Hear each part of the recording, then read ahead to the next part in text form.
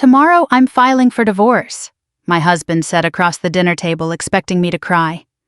Instead, I reached beside my chair, slid a thick manila folder toward him, and watched the color drain from his face. For a few seconds, neither of us moved. The only sound in the room was the hum of the refrigerator and the old ceiling fan spinning above our kitchen table. Outside, somebody down the block was mowing their lawn, even though the sun had almost set. It was one of those warm Tuesday evenings in early June when the air in Fort Wayne felt heavy enough to wear. Rick stared at the folder. "What is this?" I took another bite of my reheated meatloaf before answering. It wasn't because I was trying to be dramatic. I honestly didn't know what to say first. "Open it," he gave a little laugh. Not a happy laugh. The kind someone makes when they're trying to convince themselves they're still in control. "I don't have time for games, Diane." "It's not a game." He opened the folder. I watched his eyes move across the first page. Then the second. Then the third. His confident posture slowly disappeared. His shoulders stiffened. His jaw tightened. By the time he reached the bank statements clipped together in the middle, he wasn't looking at me anymore. He was looking for a way out.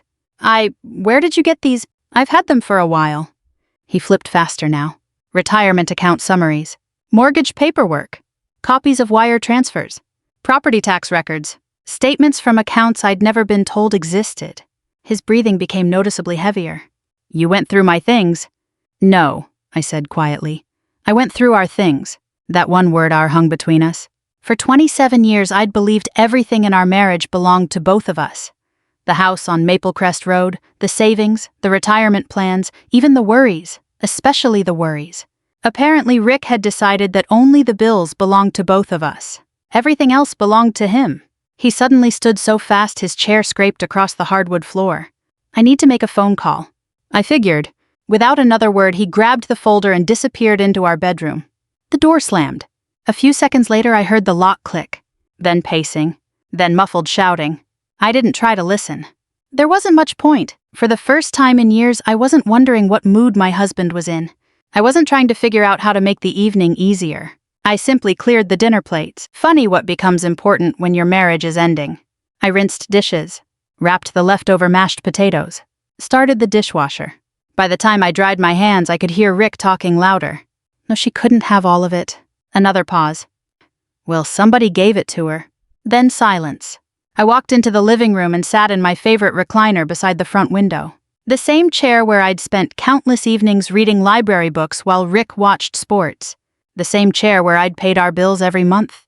The same chair where I'd cried quietly after my mother died 3 years earlier, because Rick had only stayed at the funeral long enough to shake hands with people from church before leaving for a golf outing. Funny how memories line themselves up once you're finally willing to look at them honestly. People often ask later how they missed the signs. The truth is, you don't miss them. You explain them away. At least I did. When Rick forgot our anniversary, he was stressed from work. When he started coming home 2 hours later every night, the company was growing. When he stopped asking how my day had gone, he was tired. Every excuse felt reasonable by itself.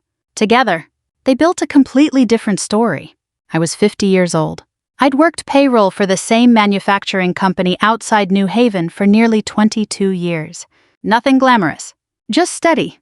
Every Thursday I'd stop at Kroger on State Boulevard after work, buy groceries, and still clip coupons out of habit because that's how I'd been raised. Rick used to joke that I could squeeze Lincoln's face off a penny. Back then it sounded affectionate. Later it became criticism. You worry too much about money. That was rich coming from a man secretly moving it around. When we first married, Rick wasn't like this. Or maybe he was and I simply didn't know him well enough. Back then he was funny. Hard-working. The kind of man who'd pull over to help someone change a tire. He worked construction, and every evening he'd come home dusty, sunburned, and hungry enough to eat 2 dinners. I loved that man. I truly did. When his daughter Emily came to live with us after his first wife moved to Arizona, I never hesitated. Emily was 8. I packed school lunches, helped with homework, sat through choir concerts, paid for braces. I never called her my stepdaughter. She was simply my daughter. Even now. Some things don't change. But somewhere over the years, promotions changed Rick. After becoming regional operations manager for a commercial construction company, everything became about appearances. Better truck. Better clothes. Better watch. better restaurants. He started talking about people who were successful enough. It wasn't language I'd ever heard from him before. Then came the younger coworkers, mostly harmless stories at first. She's funny. She's ambitious. You should hear what she said today. Eventually, every story involved the same woman. Ashley, 29, marketing department. I noticed. Of course I noticed. But after nearly 3 decades of marriage, accusing someone without proof felt beneath me. I kept hoping I was wrong. Hope can be surprisingly stubborn. The bedroom door suddenly opened. Rick walked down the hallway much faster than before. His face looked almost gray. He stopped in front of me. "When were you going to tell me you hired an attorney?" I looked up from my cup of tea. I wasn't. His eyebrows pulled together. "What?" "I didn't need to." He stared at me completely confused. "The folder already told you." For the first time in our marriage, Rick Walker looked genuinely afraid. And I realized something that surprised even me. I wasn't. Looking back now, I can tell you the exact day everything changed. It wasn't the night Rick announced he wanted a divorce. It wasn't even the night I handed him that folder. It started on a rainy Thursday afternoon almost 6 months earlier. December 11th. I remember because our payroll department had just finished processing year-end bonuses, and everyone was talking about Christmas shopping. By the time I pulled into our driveway on Maple Crest Road, it was already getting dark. Indiana winters have a way of doing that. 4:30 in the afternoon and it feels like bedtime. Rick wasn't home yet. That wasn't unusual anymore.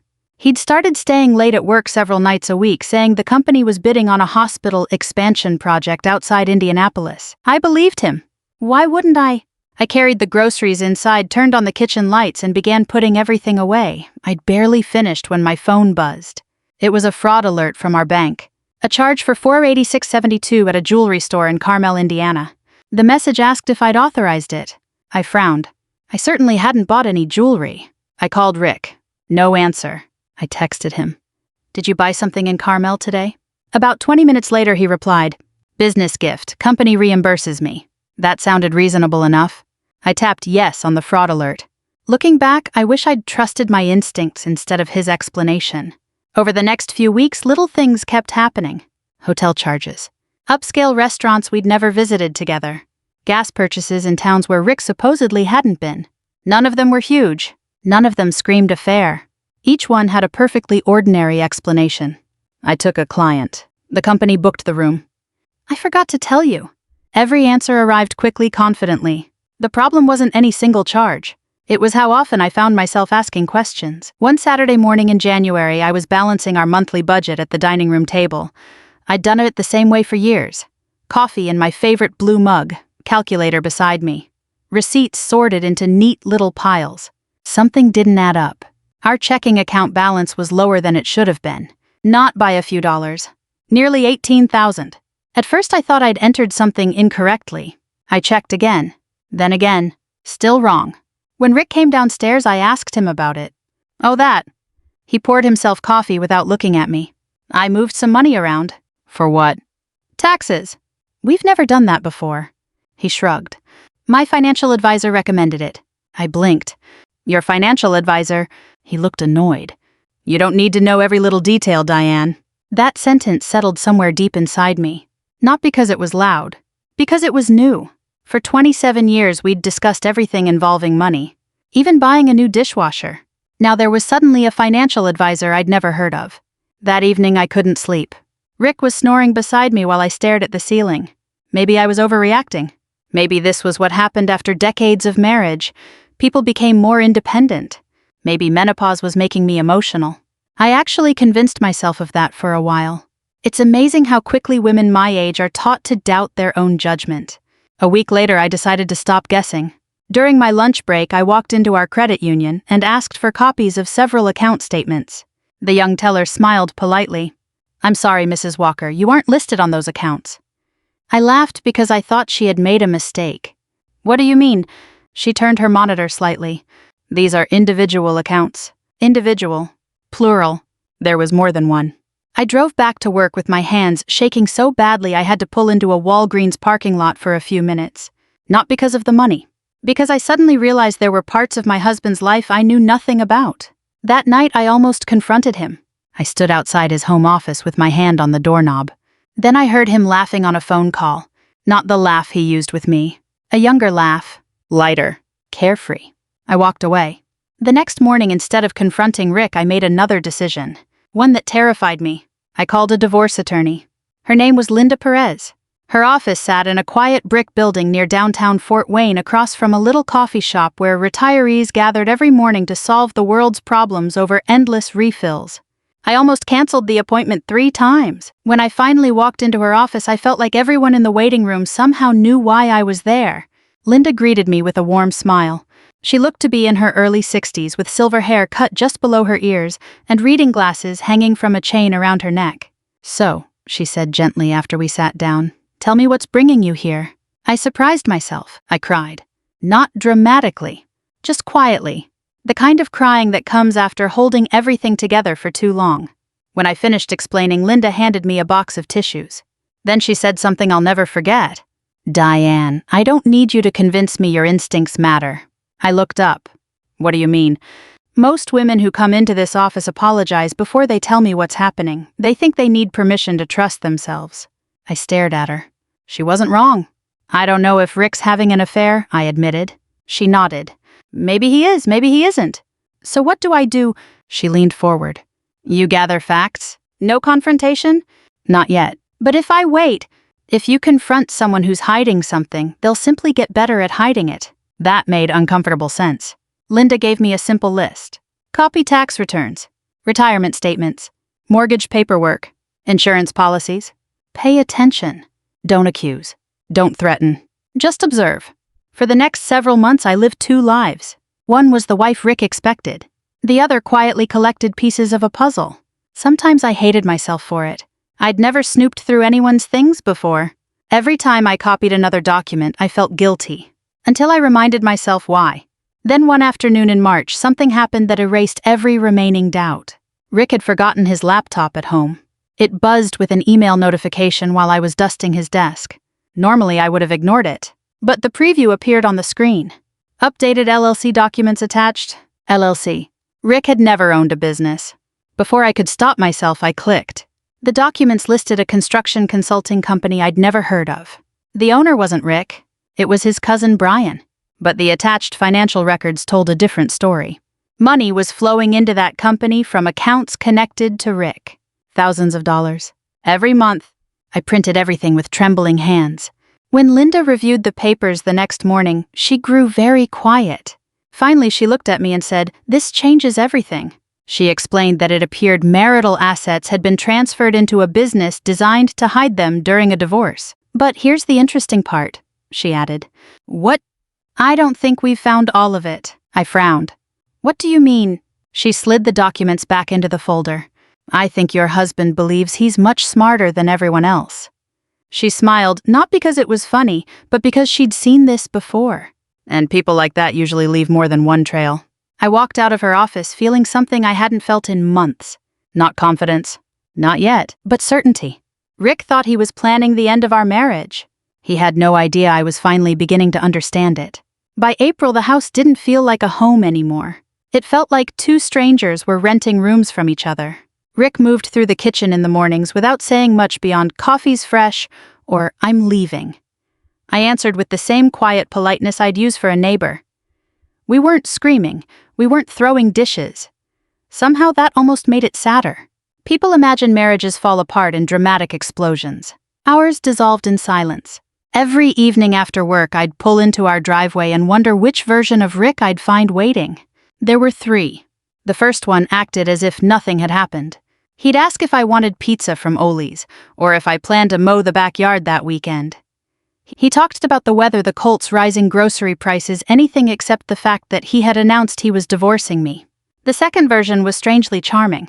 He'd compliment my haircut, offer to fill my gas tank, bring home flowers from the grocery store, the kind wrapped in clear plastic by the checkout lanes. 10 years earlier, those flowers would have melted my heart. Now they just made me wonder what he wanted. Then there was the third Rick. That one scared me. Not because he ever hit me. He never did.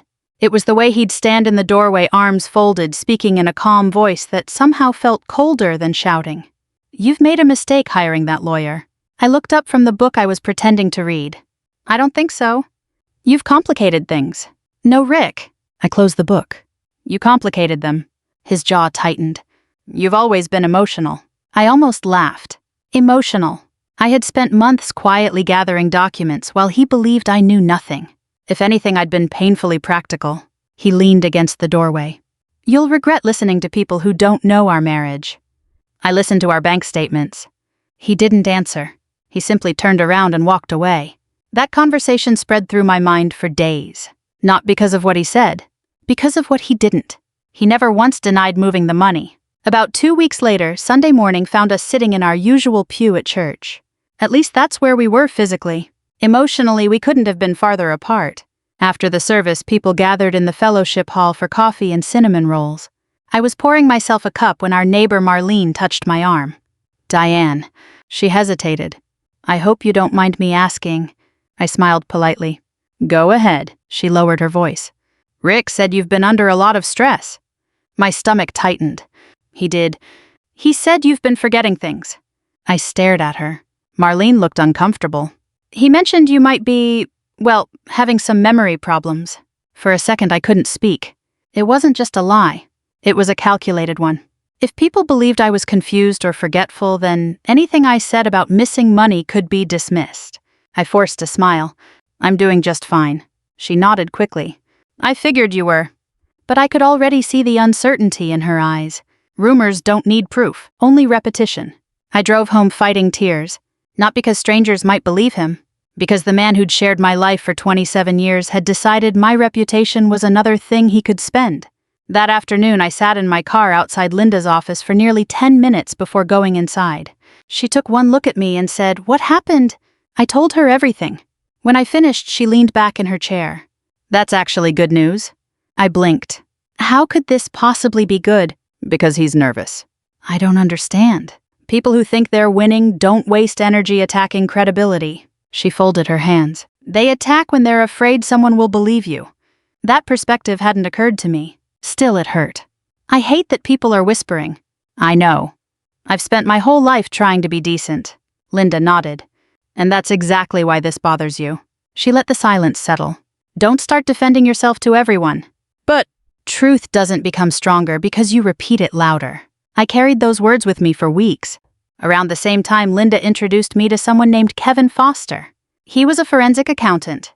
To be honest, before this whole nightmare, I wasn't even sure what a forensic accountant did. Kevin smiled when I admitted that. It means I follow money the way detectives follow fingerprints.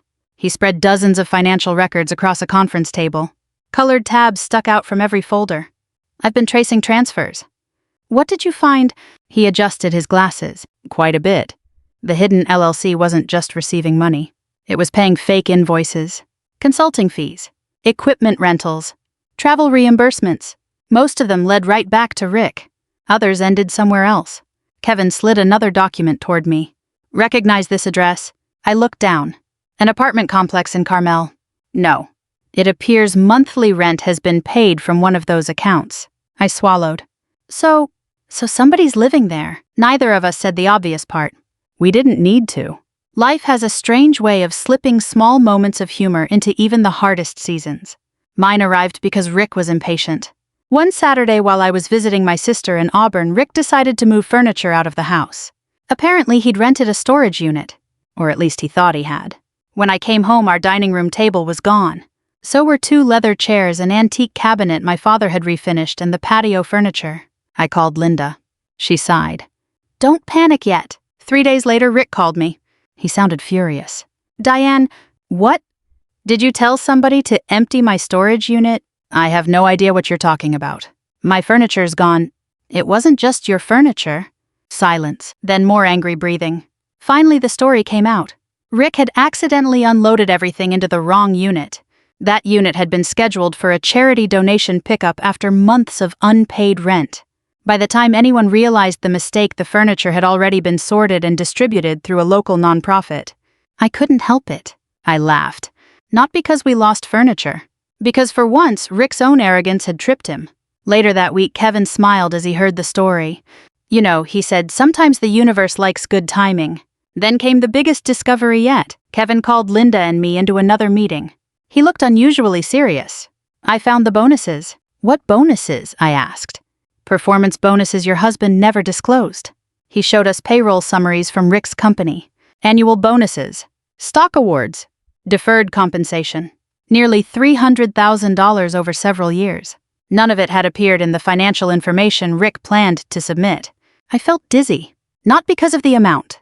Because every missing piece suddenly fit together. The secret accounts. The LLC. The apartment. The disappearing retirement money. This hadn't been a series of bad decisions. It had been a long-term plan. Linda closed the folder. Then she looked directly at me. I think he's underestimated you from the beginning. I thought about that all the way home. Maybe she was right. For years, Rick had mistaken kindness for weakness. He thought avoiding conflict meant I couldn't face it. He thought loyalty meant blindness. He thought I would panic the moment he threatened to leave. Instead, I had learned something neither of us expected. Quiet people notice more than others realize. And once they stop making excuses, they're remarkably hard to fool. The final hearing was only a few weeks away. For the first time, I wasn't wondering whether the truth would come out. I was wondering how Rick would react when it did. The morning of the final hearing started like any other weekday. That surprised me. After months of anxiety, I had expected to wake up with my stomach in knots or my heart racing. Instead, I made coffee, fed the robin that had built a nest in the maple tree outside my townhouse rental, and ate half a piece of toast because that was all I could manage. I looked out the kitchen window for a long moment. The sky over Fort Wayne was gray, threatening rain. Somehow it felt fitting. At exactly 7:30, Linda pulled into the driveway. She stepped out carrying 2 leather briefcases and a paper cup from Starbucks. "I brought you a latte," she said as I climbed into her car. I smiled. "You remembered." "I remember everything before court." She winked. Occupational hazard. That little joke eased the tension more than she probably realized. The drive to the Allen County Courthouse took about 15 minutes. Neither of us talked much. The radio stayed off. Downtown was already busy with people heading to work. City buses rolled past us. Lawyers hurried across crosswalks carrying briefcases. A delivery truck blocked one lane while unloading boxes outside a restaurant. The ordinary rhythm of life continued. Mine was about to change forever. The courthouse always smelled faintly of polished floors and old paper. After going through security, Linda and I took the elevator to the 3rd floor. Outside the courtroom, Rick was already there. He looked different than he had 6 months earlier. His expensive navy suit fit perfectly. His hair had been freshly cut. But his face, there were new lines around his eyes. The confidence he'd once worn so effortlessly now seemed carefully practiced. Standing beside him was his attorney, Martin Ellis. Martin gave Linda a polite nod. Professionals who happened to be on opposite sides. Rick looked at me. "You look nice." I thanked him, not because I wanted to be friendly, because I was done fighting over manners. A young woman stood several feet away pretending to scroll through her phone. She looked familiar.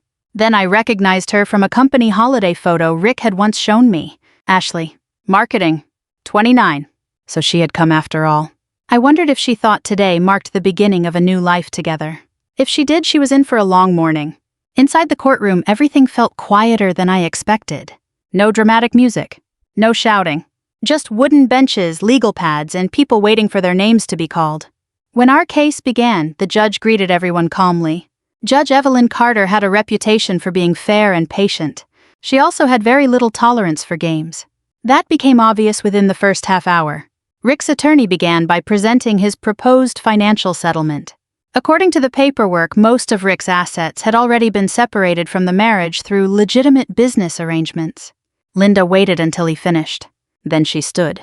"Your Honor, we'd like to introduce additional financial evidence." The clerk handed documents to the judge. Boxes of them. I watched Rick shift slightly in his chair. Not panic. Not yet. Just discomfort. Linda called Kevin Foster to the witness stand. He adjusted his glasses, took the oath, and began explaining months of forensic accounting work in the calmest voice imaginable. No drama. Just facts. He displayed charts showing money moving from marital accounts into the LLC owned by Rick's cousin. Wire transfers. Bonus payments. Hidden investment accounts. Each document matched another. Each date confirmed the last. The courtroom remained almost completely silent except for Kevin's voice. At one point, Judge Carter interrupted. Mr. Foster, are you saying these transfers were never disclosed during discovery? That is correct, Your Honor. And you verified the account ownership? Yes. She nodded once. Continue. I glanced toward Rick. He wasn't looking at Kevin anymore. He was staring at the table in front of him. Then came the moment I hadn't expected. Linda walked to the evidence table and picked up another folder. This exhibit contains internal company emails voluntarily produced through subpoena. Rick's head snapped up. For the first time that morning, real fear crossed his face. Martin immediately stood. Objection? Judge Carter looked down at the paperwork. On what grounds? After a brief discussion, the judge overruled the objection. Linda opened the file. One email appeared on the courtroom monitor. It had been written by Rick to his cousin Brian. The date was almost a year earlier. Linda read only a short section aloud. She'll beg like always. She has nowhere else to go. No one spoke. The sentence seemed to hang in the room. Linda didn't need to add commentary. The words spoke for themselves. Another email followed. This one discussed moving money before the paperwork starts. Then another. Instructions about keeping certain accounts off the books. I felt my hands trembling, not because I was shocked anymore, because someone besides me was finally hearing the truth. Martin requested a short recess. Judge Carter agreed. People slowly filed into the hallway. Rick caught up with me before I reached the drinking fountain. Diane. I turned. He lowered his voice. We don't have to do this. I almost smiled. We're already doing it. I'll change the settlement. You already had one. I'll give you more. I looked at him for several seconds. This was the man who had once told me I didn't need to know every financial detail. The man who believed I would panic and surrender. Now he was bargaining. Rick, I said quietly, this stopped being about money months ago. His shoulders dropped. I made mistakes. Yes, I can fix them. I shook my head. Some things can be repaired. I paused. Trust isn't usually one of them. Linda gently touched my elbow. They're ready. I nodded and walked back into the courtroom without looking behind me. The judge delivered her decision just before lunch. She spoke carefully, reviewing each finding. Rick had failed to disclose substantial marital assets. Financial records showed deliberate attempts to conceal property and compensation. The court ordered those assets returned to the marital estate. Because of the concealment, the property division would favor me significantly. Rick would also pay a large portion of my attorney's fees. When Judge Carter finished, she looked directly at Rick. Transparency is not optional in these proceedings. Her tone never rose. It didn't need to. The disappointment in her voice carried enough weight. Ashley quietly gathered her purse. Without saying a word to anyone, she walked out of the courtroom. She never looked back. Rick watched her leave. For just a second, I almost felt sorry for him. Almost. Then I remembered the months I'd spent doubting my own sanity. The nights I stared at the ceiling, wondering if I was imagining everything. The whispers at church. The lies. The hidden accounts. My sympathy disappeared as quickly as it had arrived. Outside the courthouse, reporters weren't waiting. No television cameras. No cheering crowds. Just ordinary people walking to lunch under a cloudy Indiana sky. That felt right. Real life rarely ends with applause. Linda hugged me. You did it. I smiled through tears. No. I looked up at the courthouse behind us. I finally stopped letting someone else tell me who I was. For the first time in a very long while, those words felt completely true. 6 months after the divorce was finalized, my life looked nothing like it had the year before. Not bigger, not fancier, just lighter. I moved into a modest 2-bedroom townhouse on the north side of Fort Wayne, about 15 minutes from work.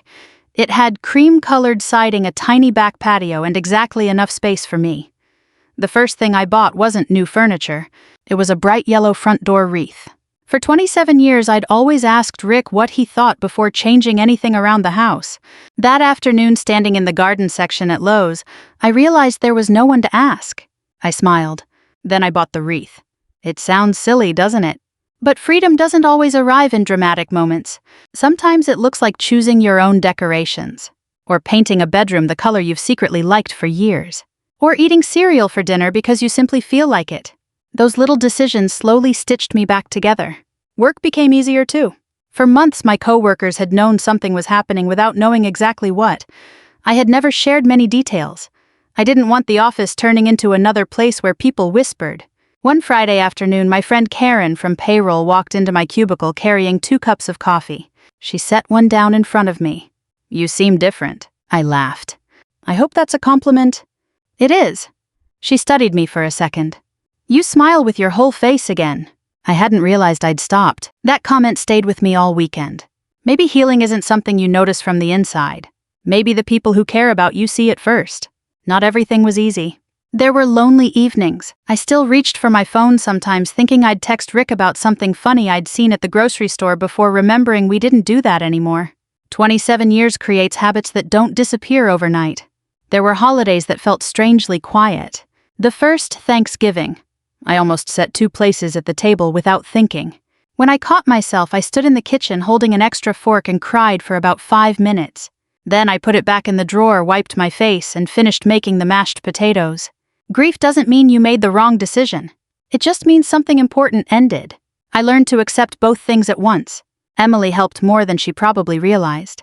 She was 35 by then, married with 2 little boys who thought I made the world's greatest chocolate chip cookies. One Saturday, she invited me over for dinner. After the kids ran outside to chase bubbles in the backyard, she sat beside me on the porch. "I'm sorry," she said quietly. "For what?" "For not seeing what Dad was becoming." I reached over and squeezed her hand. "You don't have to apologize. I should have called more. You had your own family." She looked down at her coffee mug. "He keeps trying to blame you." I wasn't surprised. "What does he say? That you turned everyone against him?" I couldn't help smiling. I barely had enough energy to keep myself together. I certainly wasn't organizing a campaign. Emily laughed. "That's exactly what I told him." Then she grew serious again. "He doesn't understand why people don't believe him anymore." I looked out at my grandsons because that's how I'd always thought of them, running across the yard with plastic swords. "Trust is funny," I said. "It takes years to build and only a little while to lose." She nodded slowly. "I think he's finally figuring that out." A month later, I heard unexpected news. Rick had lost his job. Not because of our divorce. The company had completed an internal audit after discovering financial irregularities in several regional projects. From what I heard through mutual friends, investigators found expense reports that didn't match supporting documents. Whether those problems had anything to do with the hidden money I'd uncovered, I honestly don't know. The company never released details. And I never asked. A year earlier, I would have wanted every piece of information. Now I realized something important. I didn't need it. His consequences no longer belonged to me. One crisp Saturday in October, I volunteered at a community fundraiser benefiting the local food bank. It was held in Headwaters Park downtown. Church groups served chili. A high school jazz band played under a white tent. Kids painted pumpkins while their parents wandered between vendor booths. I was helping hand out raffle tickets when I heard a familiar voice. "Diane." I turned. There stood Rick. He looked older. Not just because time had passed. Because regret has a way of changing a person's face. His suit was gone. He wore jeans and a flannel shirt. For a second, neither of us spoke. Finally, he cleared his throat. "You look good." "Thank you." "So do you." It wasn't entirely true. But kindness costs very little. He shoved his hands into his pockets. "I've been thinking." "I imagine you have." He gave a small, tired laugh. "I never thought you'd actually leave." There it was. The sentence I'd been waiting to hear without realizing it. Not because it was an apology. It wasn't. It was an admission. For years, he'd believed I would always stay. Always forgive. Always put his comfort ahead of my own. I smiled gently. "Neither did I." He looked confused. "I mean it," I continued. "I honestly didn't know I had it in me." The loudspeaker announced that the raffle drawing would begin in 5 minutes. People started gathering near the stage. Rick glanced toward the crowd. "I wish things had turned out differently." "They could have." He looked back at me. "You had a lot of chances." His shoulders sank. I know. For the first time in our entire conversation, I believed him. Not enough to change anything. Just enough to recognize that life had finally taught him lessons I never could. "I should get back," I said. He nodded. "I guess this is goodbye." "I think it is." I walked away without looking back. There was no dramatic speech. No celebration.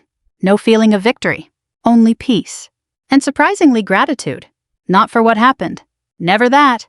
But for discovering I was stronger than I'd spent years believing. If someone listening to my story is standing where I once stood, wondering whether your voice still matters, I hope you remember this: respect for yourself isn't selfish, and it's never too late to begin again. Thank you for spending this time with me. If this story meant something to you, I'd love to hear your thoughts, and I hope you'll join me again for another story.